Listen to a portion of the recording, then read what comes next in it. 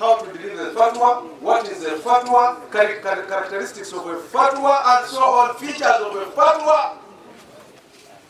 That is the day I understood Muzei. That is to be honest.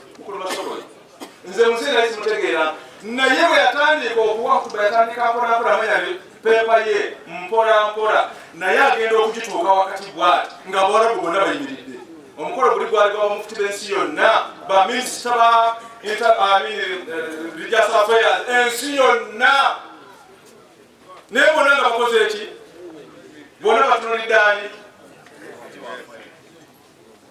Pepa gye yali apresenting nali neesunze nti bw'amala ngimuggyeko naye nalako yalaga abatannamaliriza nga abeetegese okutwala pepa wallahi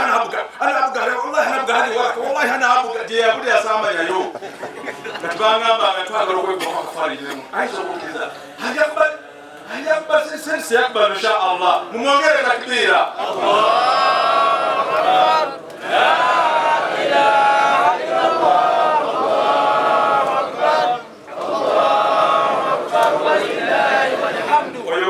yali abifolowinga bwenaaba nyingi ajja kubabuulira nono pie wange yali abifolowinga. Muzeeyi yawa pepa, njagala mbabuulire mu pepa ezaweebwa ensi yonna eya mufuti gwe babagambye yazaalibwa ku lusozi Masaba. Imagine the best takbiira.